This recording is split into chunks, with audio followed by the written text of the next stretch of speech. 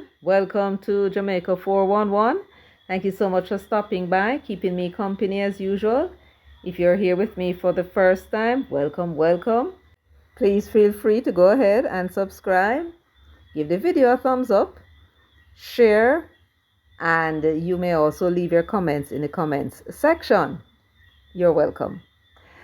To my subscribers and regular viewers, welcome back. Always nice to have you, and also appreciate you and your company, and also all that you do for the channel. Yes. So of course you know the ropes, right? You're going to go ahead and give the video a thumbs up, share, then you may return to me, and of course you know you'll always leave your comments, and I do appreciate that. So if you're already gone to share and you've already given the video a thumbs up, well, now it's time for us to get down to business. So what is business today? What will we be discussing? Yes, elections. Yes, man. In Jamaica, we love elections, Not too sure sometimes about the decisions that we make. Yes, yes. Both sides complain that when you don't support their candidate, that you've supported the wrong one. And of course, you will be of the opinion that the other side that didn't support, and those persons who didn't support your candidate, yes man, them vote wrong. Not true. Not talk truth, man. Yes man. So it always go, right? Yes, yes. But it's always about the choice. Remember that the election now and voting is a personal decision that everyone makes, right? Everything depends on their judgment, each of us judgment, as to why it is we think this person or that person should be put in the position to lead. I should say unfortunately, yes, unfortunately, the system that we have in place is not a very sensible system. It is what is governing the world, because the world was subjected to some men with guns and ships and a whole heap of people, mouths they had to feed, limited resources, and a very evil mind. And they sent them out into the world to commercialize the world and make it into a profit center and a means in which to garner resources that they do not have in their own countries.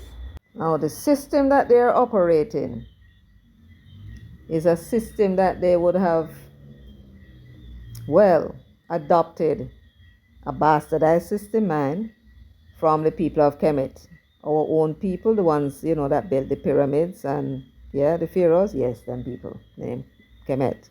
That's what they evidently used to call the land. And they inherit this system, and it is basically a servant and master system. A servant and master system. The people are the servants, and the persons who are ruling are the masters. Let's take it from Vibes Cartel. Don't get it twisted. The people who you elect are not your servants. You ever see any servant can impose tax on them boss, and then turn around tell the boss that if them don't pay the tax, they're going to lock them up? No. That is just the European propaganda, right? You are the servants and they are the masters. And the system that we operate is where you elect your masters. So when the masters are elected, the masters then are supposed to do something for you, because that's what they promise. And so you remember now, they come and make promises to you, and you decide to vote for them. And then you expect them to fulfill those promises. They then go in and they use the taxes that they have commandeered from you and me and then they spend it in a certain way. Oftentimes, that money goes into their pockets, and you say that them thief, but that is because you are being fooled into thinking that the money belongs to you. It does not. The money that you hold in your hand belongs to the government of Jamaica. Listen to me good. It belongs to them. I feed them money. And just like in the days of the Caesars, right? When Caesar or the kings tax the people, them use that tax and make all kind of rich life for themselves. That is a bastardized system that the Europeans have imposed on all of us. And we cost the politicians for taking them own money and putting it into them own pocket. That sounds very strange, right? Yes. But that is what the reality is. The propaganda is that you are paying them, they are your servants, and they must do whatever it is that is in your own best interest. That will only happen because you now, under the Constitution, was given the power to, after a fixed number of years, to either put them back or get them out. And that power is what creates the balance now, the balance between the propaganda and the reality, where they now know that they need to get back in power, and therefore them going to give you something out of what them, the rest of them put in their pocket. All right. Now, that is not to say everybody is the same. Never find that in life. You will always have those exceptions to any rule. The ones that believe the propaganda, that they are there to serve you, and so on and so forth. And yes, they give you much of what they are supposed to, and they take a salary for themselves. One of the essential things for them is that they must not be poor, right? And so they find ways and means to ensure that even if they went into politics poor, they won't leave that way. Some of them came to politics with means, some of them without means. And we are not to make the assumption that because a man is without means, he's going to steal. No, don't do those things. Because putting a man with money is no guarantee that he won't thief. It is the greed that is in some people that cause them to do those things. Good. Now, I say all of that in order to say this. Having all of that now, when you go out to make your decisions about who to elect, you are going out there to determine who you think will best be able to serve you in terms of what it is that they promise. Remember the promise, I hear Mark Golding talking about all the Labour Party can do is promise. I don't know what world him live in, but the relationship that you have between you and those representatives is what they promise you that they will do when they get there. So they make a promise, them cannot keep it, you pitch them out and you bring in somebody else. Or you make a promise, them try to keep it, you then find out later that the promise is a difficult one and you can't, it wasn't a right decision to vote for that particular promise. But here's the thing, because you're going to have to use your own technique to find out, just who it is that you should put there. As it is, most of you who will be on this channel are in the tribes.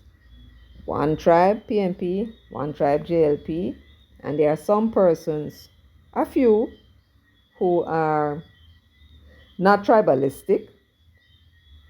They may vote either way, depending on where they think their best interest lies in terms of what is being proposed as policies. promises, right? Now, Aenon Town division was a crucial division. Why? Because at the end of February 2024, when the local government election was over, the seat count in Clarendon was 12 for the Labour Party and 10 for the PNP, if my memory serves me right. But the PNP had the majority of the votes. So you must be wondering, so what that mean? What it means is that with this win, it means that there would now be an 11-11 tie.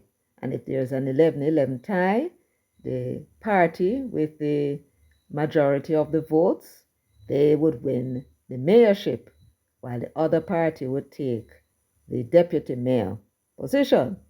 So what it means is that if the final count holds up on Monday, that the PNP would take over the mayorship of the Clarendon Parish Council, and the JLP would then have the deputy mayor. Of course, it's a tie. It would also mean that the JLP would have lost the Clarendon seat to a tie, and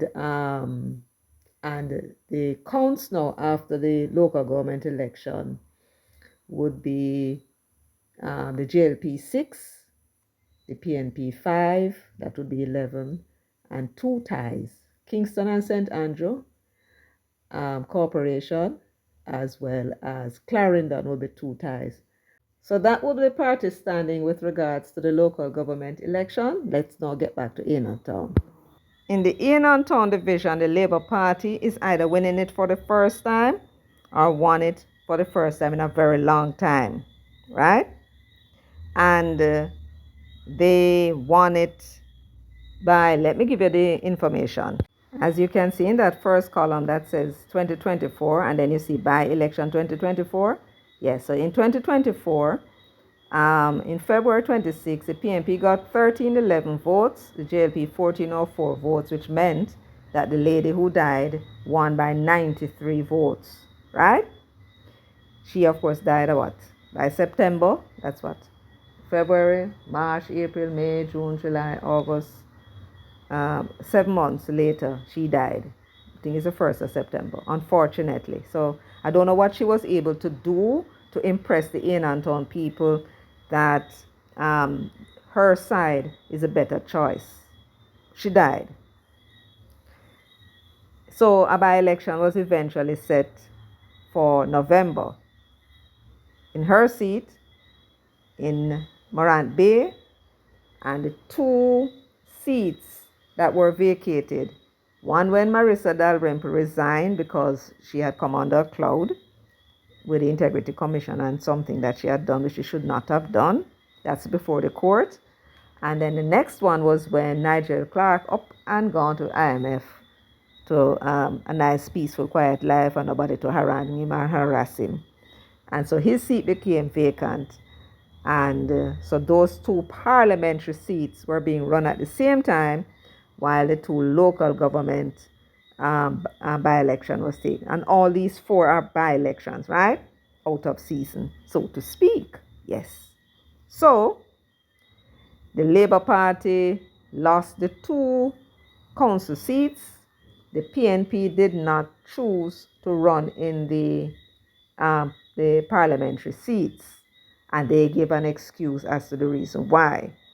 But I am here to suggest to you that the excuse that they gave is an excuse, because I want you to tell me and imagine if you think that of the 14 seats that are there now, if one of their members were to resign for whatever reason, or heaven forbid something happened to one of them and the seat is vacant for whatever reason, do you believe and can you imagine the PNP deciding not to contest that seat that them now have that is vacant? No. And therefore, we can use these extreme examples to reason now that the real reason why they did not contest Northeast St. Anne, Southern Trelawney, and that seat that Nigel vacated, I think it's Northwest St. Andrew. The real reasons why the PNP did not contest those 3 parliamentary seats had nothing whatsoever to do with the timing and the election next year and so on. The real reason is they did not want to have a loss on their books going into the general election.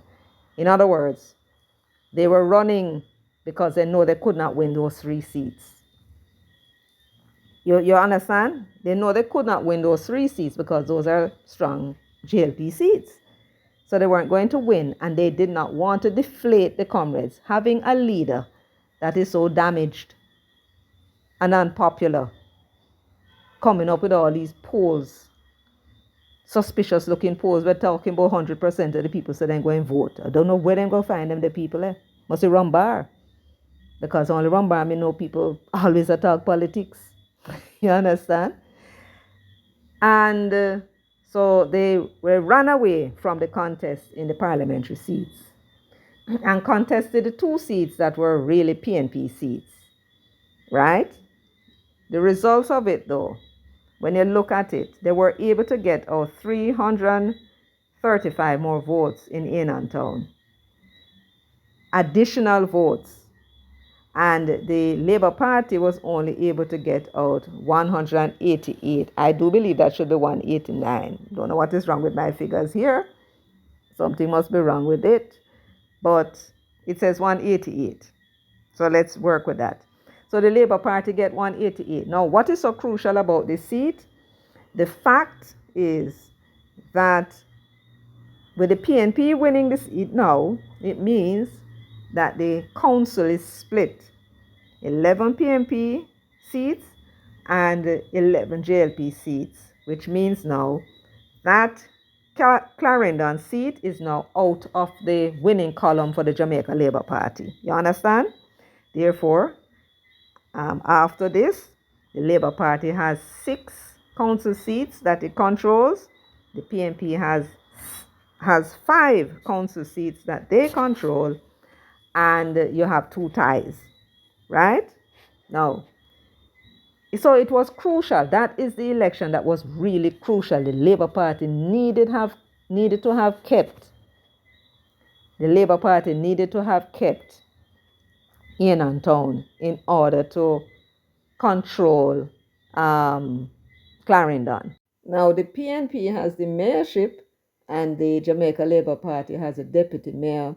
And that is because for Clarendon, in the February elections 2024, the PNP had secured the majority of the votes. You understand that? Great. So that was a crucial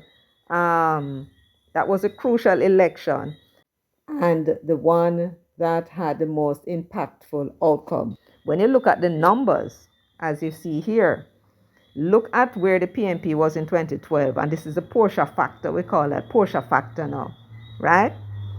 The PNP had 1,881, and as you can see in 2016, that dropped significantly. Look again in the 2012 column. The PNP had 1881 and the JLP only had 912, right?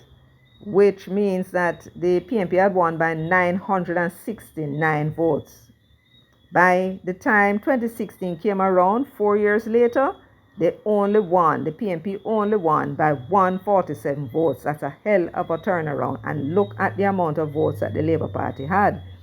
They increased their margin by 248 votes.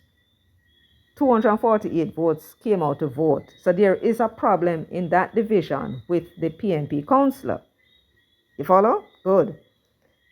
So after 8 years of waiting, 2024 came around, and the PNP only succeeded in getting 4 more votes on top of the 2016 votes.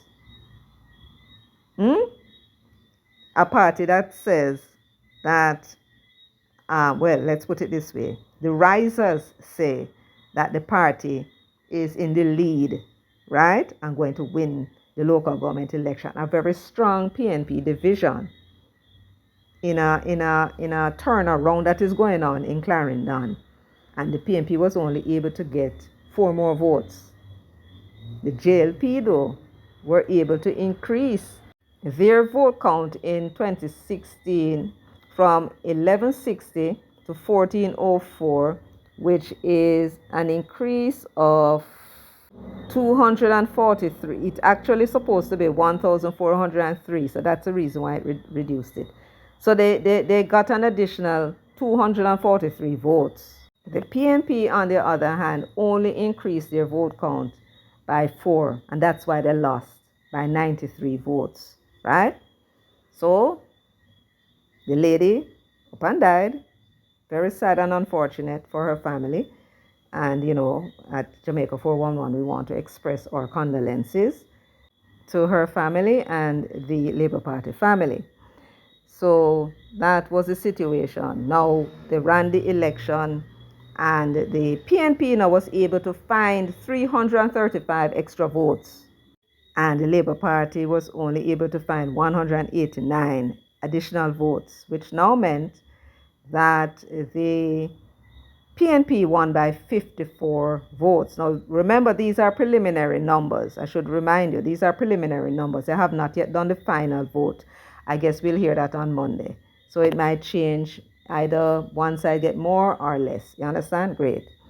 Now, that is the situation in Aenon Town, and that's why this particular election was crucial. It actually made a difference in the outcome of the parish council, or whatever the hell they call it, municipal corporations now, and the votes are now split for Clarendon, meaning that there is a tie.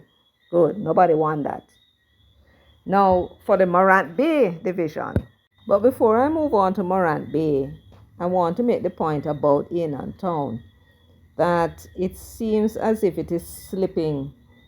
That's now a kind of a battleground.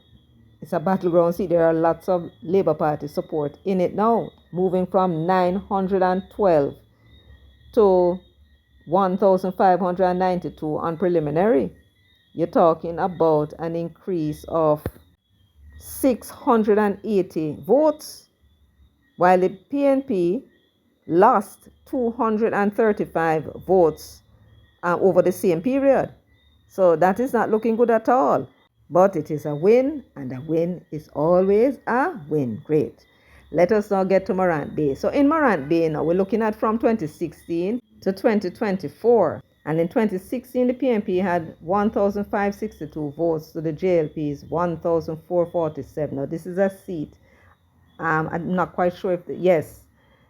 In the past, Rose Shaw was representing the Jamaica Labour Party since 1981, and she won it about 2 times or 3 times. And then she switched. Some falling out took place, and she switched PNP, and she won it for the PNP as well. So Rose Shaw was the one that her organizational skill that brought it from the JLP to the PNP. And you see, when that happens, it means that the people them love them Rose Shaw. So having Rose represent the party was a boost, right? You understand the reason why, right? Any which party she represent, the people come with her because, her representation clearly was what they appreciated. They clearly would have benefited from her service.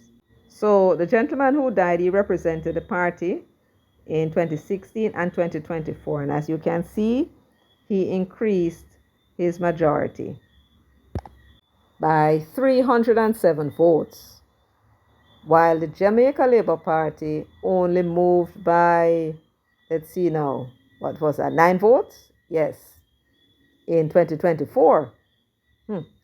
Well, that man unfortunately died, and the PNP councillor, he died, and so now the by-election was run, and Rose Shaw was the candidate. She got 2,096 votes, which meant that she increased the majority from 1879 by 217 votes. Right? When you look at the Labour Party, though, remember they had increased theirs by only 9 from 2016 to 2024. But look at the jump in a few months later. 1,978. They had actually increased their votes by 522. So, how do we analyze Morant Bay? We're going to do it this way. We're going to look at the additional votes from the election of February 2024 to the by-election yesterday. And there were 739 additional votes that was cast over 24 February 26, right? Of the 739 votes that were cast, the PNP got only 217, which represented 29% of the additional votes. And the JLP got the lion's share of it, 522, which represents 71% of the additional votes. Are you following me, my peeps? So, this is showing, right? Whatever it was that Andrew went out there and told the people and promised them or showed them what he's doing, the people, majority of those who cast additional votes, were, well, approving of that, whatever it is that he was saying.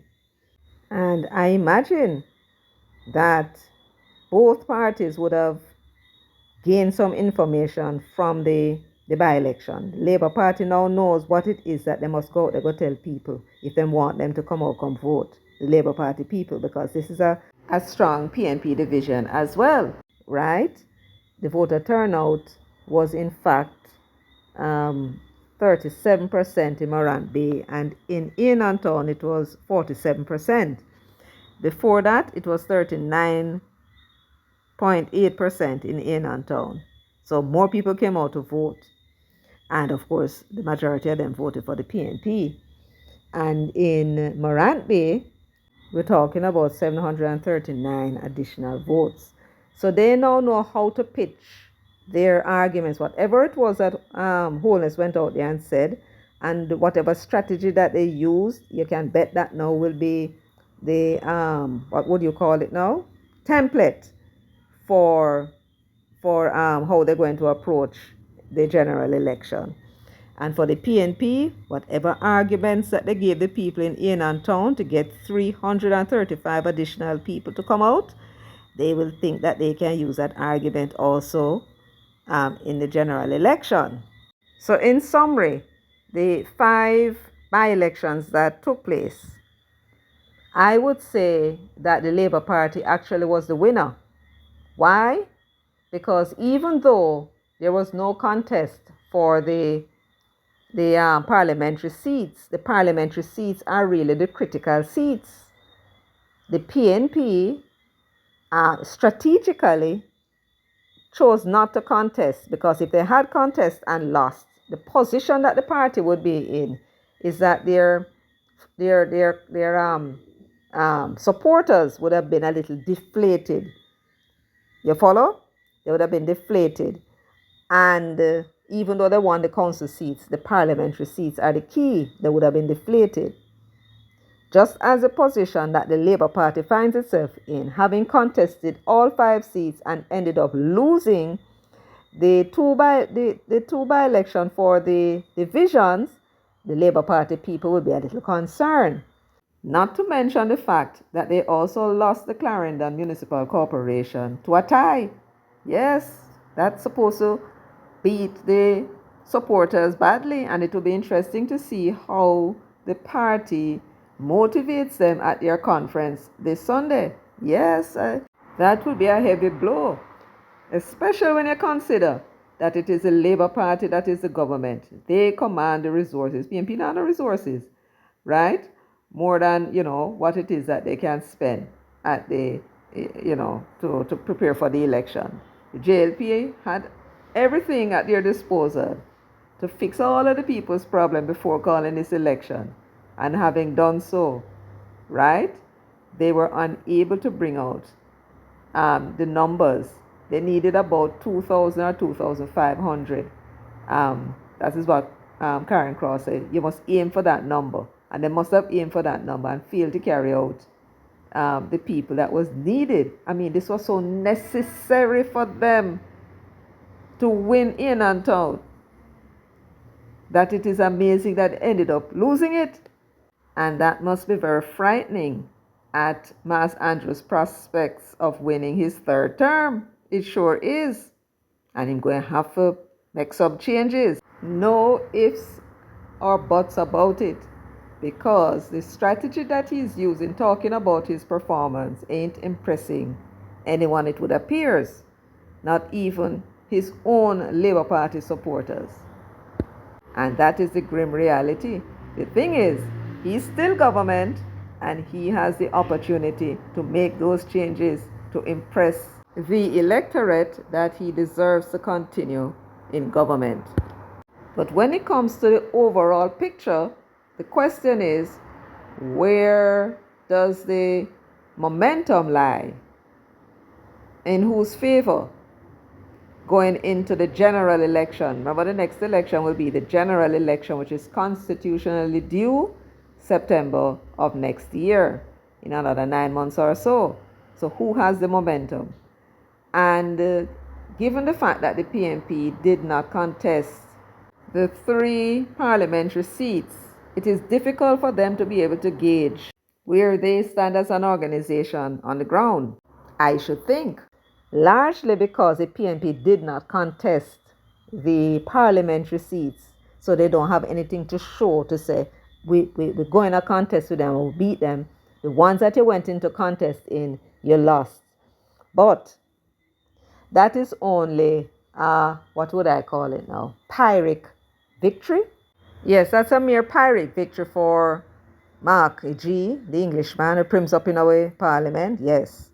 And by that I mean that they now put the PNP in a position for the Labour Party to say, and its supporters, that they were hiding from a hiding, because that hiding would have exposed what we were saying about the polls, right? The polls saying that the PNP leading, right? They did not want a loss on their books going into the general election, so they found an excuse. So what they did was to hide and enter into 2 races, and they're now going to be telling the supporters, see, we are going good, and they're hoping that that would also convince the donors, right? But donors are people with money, and people with money have some smarts. That's why they have money. You understand? And they don't spend their money foolishly. So I have my doubts as to whether or not they are going to gain. Had they gone into the contest and put up a good showing that they could show that they were gaining on the Labour Party, even though they lost, that would have been a better result in my view. And the donors maybe look at the results and say, look, you went into South Trelawney and and Dalrymple only won by, you understand me? And the PNP gained on them, just as what happened in the local government seats. In the local government seats, you could see that the Labour Party was gaining, right, even though they lost. And that is something that people can use and judge. They have nothing to judge from the hiding of the party by that Englishman, the risers and their crowd that captured the PNP. They hid. And they now hope to use local government seats. I mean, please. Local government seats are nothing compared to the parliamentary seats. You should have contested, put up a damn good showing, and then now you have that to show your donors and say, look, we can do this thing, we can do this thing. And you'd get your money. You think you're going to get it now because of what you did? You think that somehow the supporters, the comrades, are going to go out there and say, yeah, man, the poll did right. See, we win. Yeah, you win 2 seats that were yours. The seats were yours. Right? And it shows that the Labour Party is gaining on those seats. So you actually lost. You actually lost.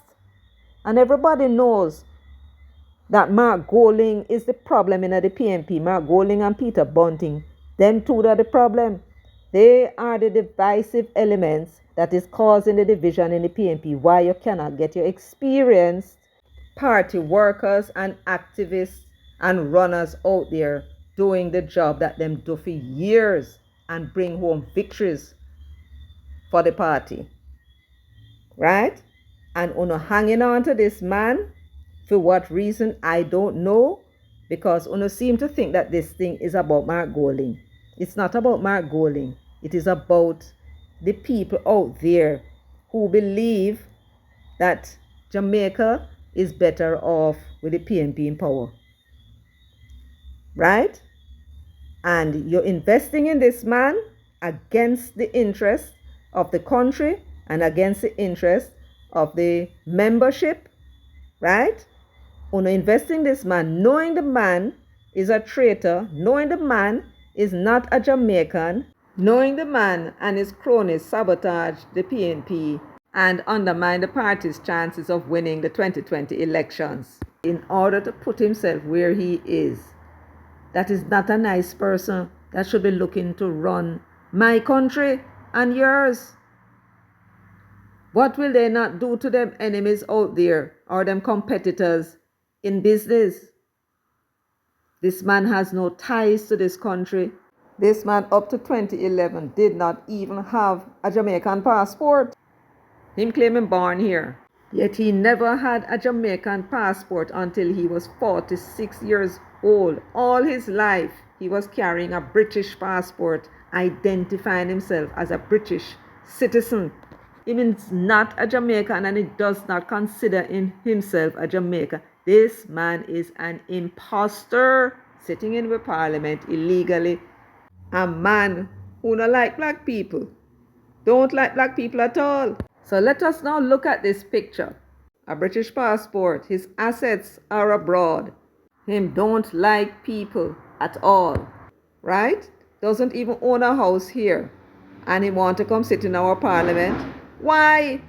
Except that he sees an opportunity to enrich himself further, just as he did with his sidekick, that uppity Negro Peter Bunting, during the financial meltdown in the 1990s and FinSac.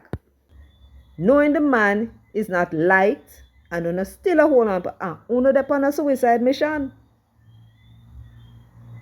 And him come produce some pose of fooling up and telling about 100% of people say them are going to vote in Jamaica. And una hang on to that. Taking a chance. And what this result is showing in a 2 strong PNP seats is that the Labour Party is gaining. People have come vote for them. And there is no other poll which counts other than the one that occurs on election day. That is the critical poll. There is no poll more accurate than the poll on election day. There is no poll which gauges the intention of the voters other than what occurs on a government-sponsored election day. Not an opinion poll by a pollster. Certainly not. Which tells us what we need to know. And you went and you ran away from the parliamentary election. And what the election results show in those 2 divisions, strong PNP division with a very popular candidate as Rose Shaw and a councillor who has been there for some time in the fellow Dawson in Aenon Town, is that the Jamaican Labour Party is making inroads into 2 strong PNP seats. When you look at the results from 2016, you can see that the Labour Party has been making grounds into the majority of PNP seats. And with only 9 months after the local government election of February 26, 2024, what you're seeing again is that the Labour Party is making grounds in PNP strong seats. That is the reality. And you run away from the JLP strong seats. You should have been able to show the public and the donors and the membership and the supporters that the PNP is gaining. Yeah, them are gaining for one, but we are gaining for them too. You don't have that to show, you imbeciles. You imbeciles. So what you're going to do now, you're going to have to contest the Olympic Gardens where that, unfortunately, another JLP councillor died. I think it's Olympic Gardens, right? Where you're going to do? You're going to run from that too? Because you don't want no loss on your books? Because you think somehow the PNP people fool? You think them fool? Them know exactly what is going on the ground. You can't fool them. How you fool people who up on the ground? Anyway, folks, I hope you found this analysis informative. I also hope that you were able to see, but based on the statistics that we were able to produce, what the standing is. You can always pause the video and study them some more and get some things that you get out of it and put it in the comment section so we can have a nice discussion about it. I do appreciate it. So until next time, thank you so much for liking, subscribing, sharing, and leaving your comments in the comment section. So until next time, take good care of yourselves and walk good.